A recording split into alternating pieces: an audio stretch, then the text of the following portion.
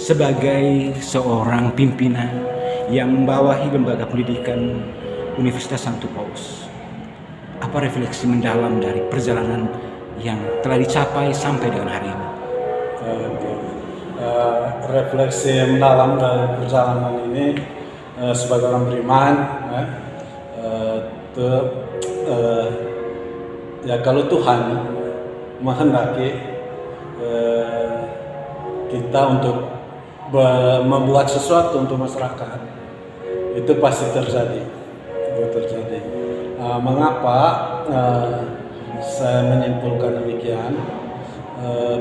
Pertama, ketika saya mulai bekerja di sini dengan membuka bahasa Inggris tahun 97, itu sumber daya tidak ada, lingkungan bahasa Inggris juga tidak. Kita mulai dari minus, bukan dari nol.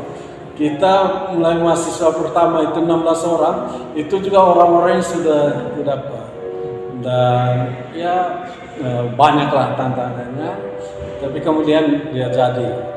Bahkan dari tamatan pertama itu langsung sudah ada pekerjaan bahasa Inggris. Kemudian kita kan mau dulu untuk dia jadi universitas. Pada tahun 2003 itu sudah ada kesepakatan, tapi karena ada konflik internal, cita-cita itu tidak berjalan. Namun pada tahun 2012 itu terwujud dengan kesepakatan Kuskupan bahwa sekolah ini harus ditingkatkan jadi universitas.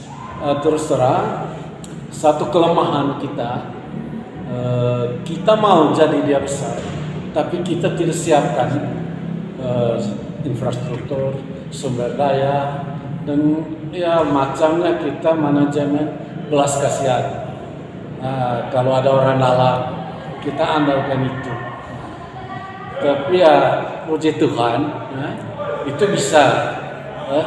Pada tahun 2013 kebetulan Pak SBY kesini, dan ya, dia sangat berjasa untuk buka banyak prodi.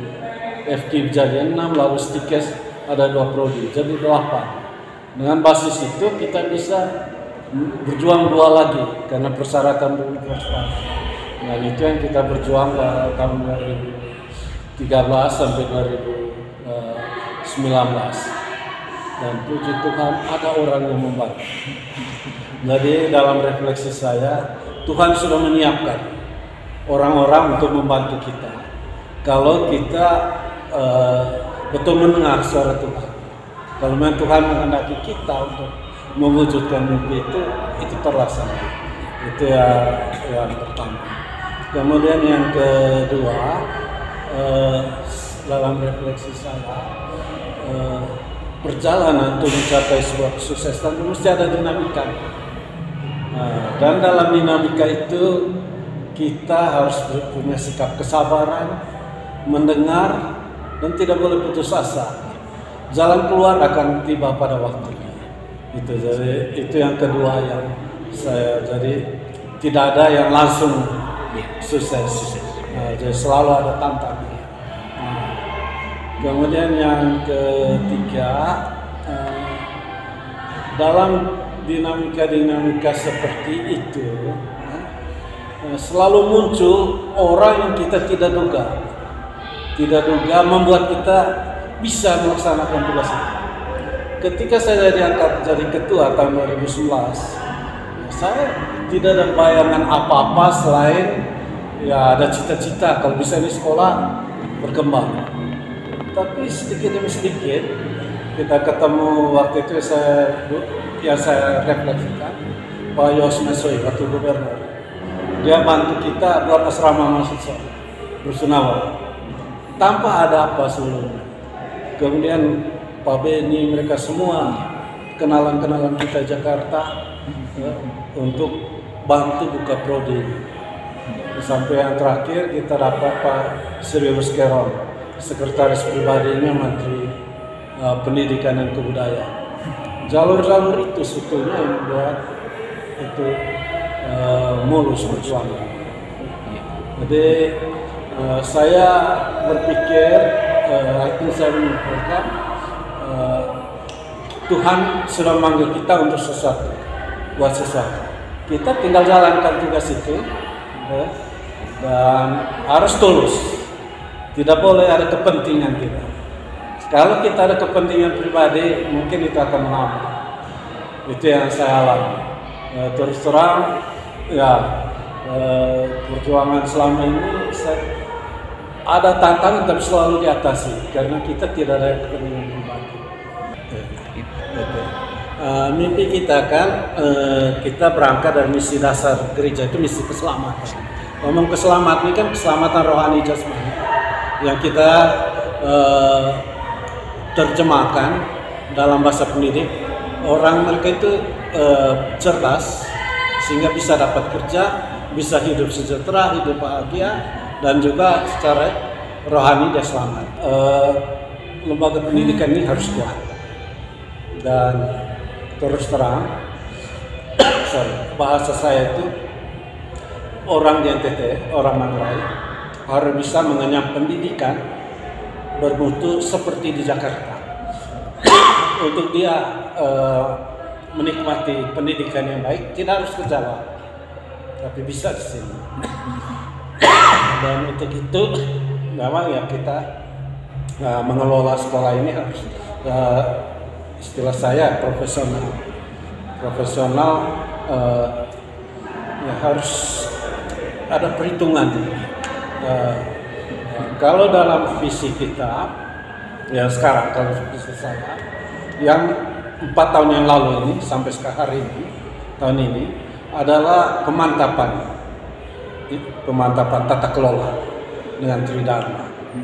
Sedangkan 24 sampai 27 kami harus mantapkan dosen. Jadi dosen kami ini kan masih banyak S2. Kami harus naikkan ke S3.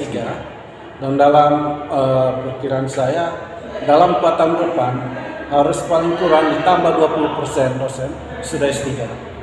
Sekarang kami baru 28. Kalau bisa 2027 itu sudah 80 orang S3. Itu apa sumber daya. Kedua, secara akreditasi lembaga ini kan memang banyak B, masih ada C kan, berarti itu harus dinaikkan. Kemudian menurut saya prodi yang ada saja tidak cukup, harus ada pengembangan prodi baru. Jadi intinya 2024-2023 kita kuatkan SDM sumber daya dengan tata kelembagaan. Baru 2027-31 itu dalam itu penguatan riset, inovasi dan publikasi. Itu kita sudah berjuang sudah itu lebih ilmiah sudah. Iya. Ya, itu dengan segala macam. Baru kita ngomong perkuat daya saing nasional itu di 35.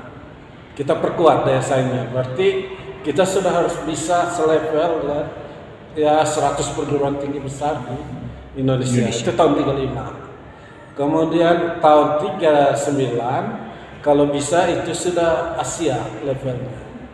Lalu 43, 44 itu level dunia. Dan itu kan sejalan dengan visi pendidikan nasional tahun 2045 itu generasi emas. Semoga kita juga pada tahun itu sekolah kita sudah mantap. Itu mimpi saya.